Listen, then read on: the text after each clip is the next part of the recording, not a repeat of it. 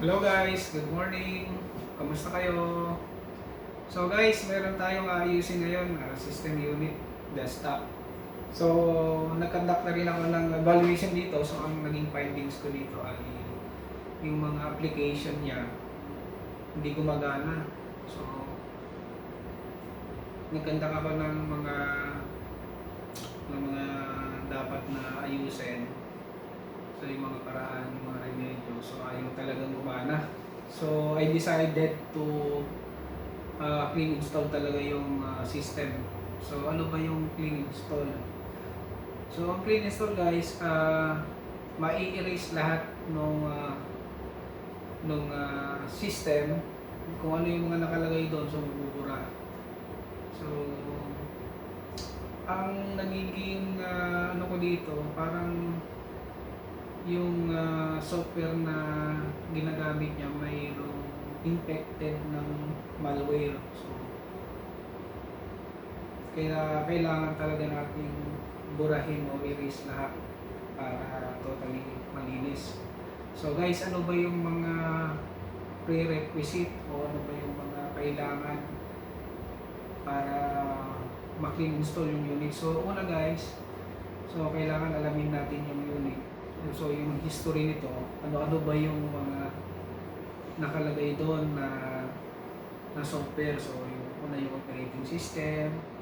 So kung meron ba siyang licenses. So yung Office natin, Microsoft Office. So kailangan meron tayong history para maibalik din natin ng maayos. So guys, kailangan so siyempre kay Microsoft, kailangan nire-require niya. So, kailangan license yung kanyang software. So, guys, sana makatulong ako sa inyo. So, una natin gagawin guys, ibubut muna natin yung ginawa kong recovery tools. So, nakalagay na yun sa USB. So, pag turn on natin ng system unit, o bago pa man natin i-turn on, so dapat insert na natin yung USB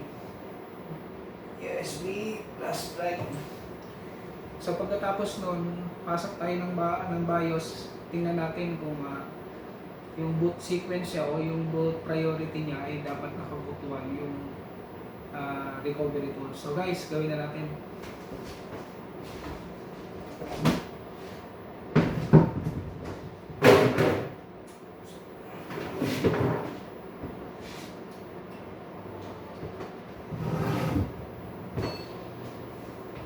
So yun guys, na-turn on na.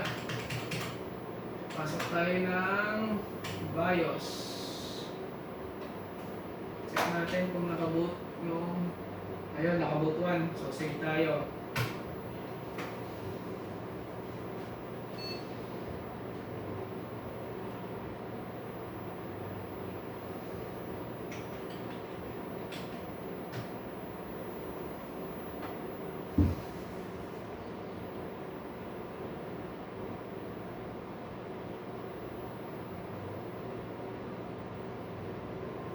So ayun guys, pakita ko sa inyo.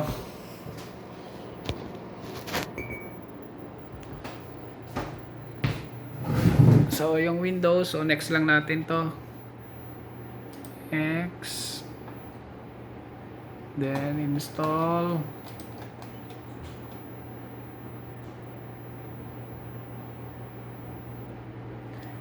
Ayan, naghahanap na siya ng product key. So mamaya ko na ilalagay guys yung serial nito. So ito guys yung operating system. So marami siyang version. So yung nakalagay dito o para talaga dito ay Windows 10 Pro. So Windows 10 Pro yung select natin. Then next I accept. Then next. So install Windows. Sa advanced tayo pumasok. So lahat ng partition, so delete natin. So delete. So yan, na-delete na. So, create na tayo ng partition. So, yung size na ilalagay nyo guys, yung una yung size na ilalagay, yan yung magiging drive, system drive. So, yan. 1 terabyte yung capacity ng kanyang, o size ng kanyang hard disk.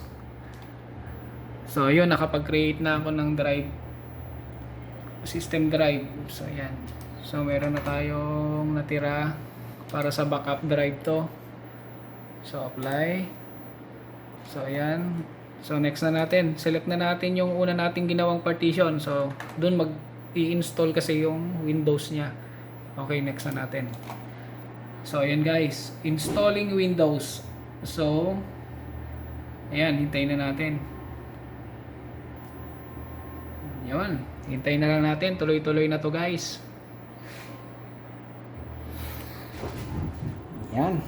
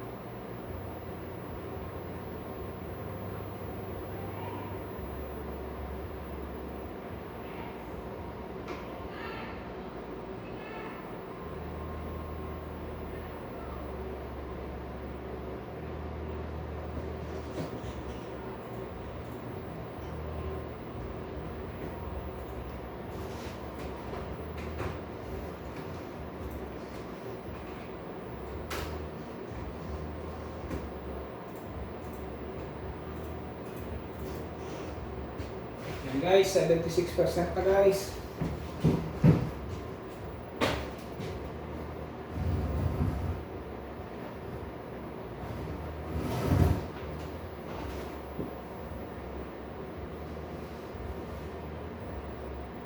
%.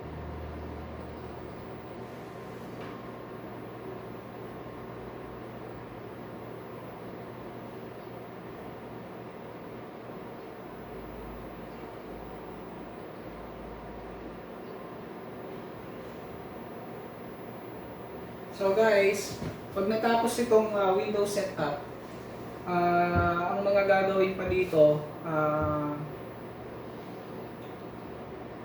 yung kung ano pa yung mga i-install mo, ilalagay mong mga application. So pagkatapos nun, ang pinaka-last na ginagawa ko dito ay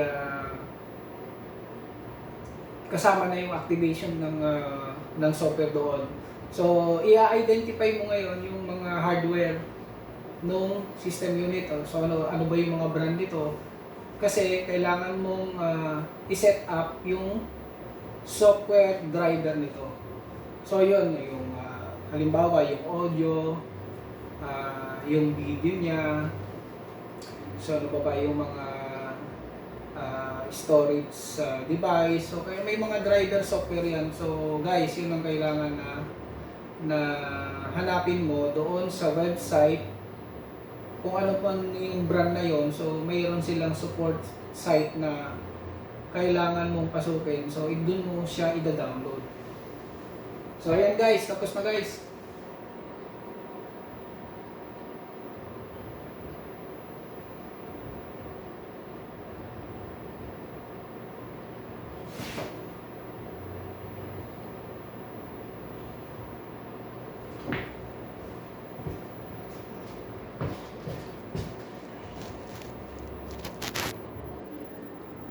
Ayan, nagbo-boot na siya sa Windows. Okay. Ayan, starting devices na siya.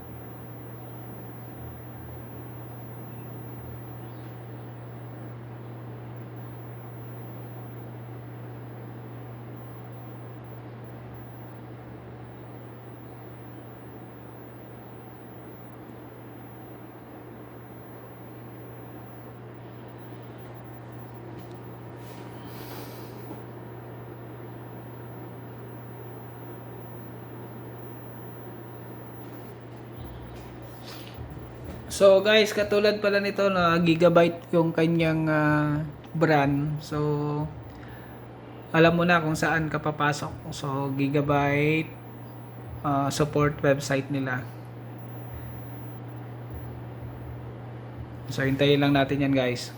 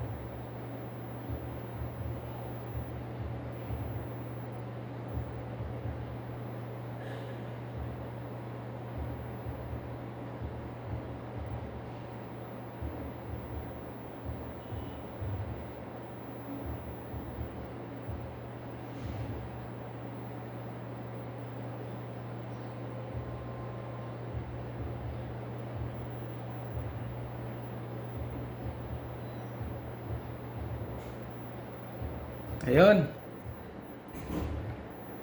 Just a moment, guys.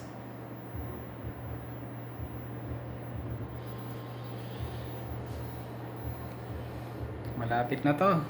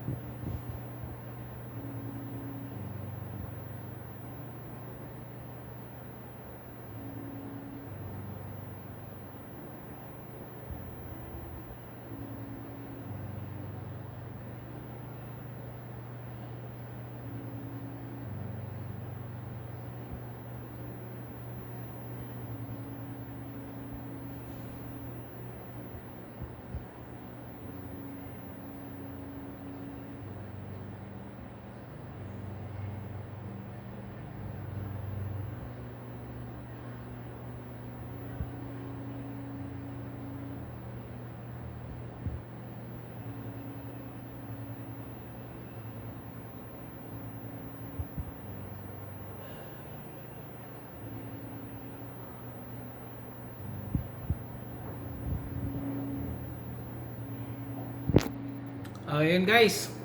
So, ang gagawin na lang natin guys, isi-set up na lang natin yung ipe-personalize na lang natin yung setting nito. So, ayun guys, nakapag-conduct tayo ng clean install. So, sana nakatulong sa inyo tong video na to. So, maraming salamat. Bye guys.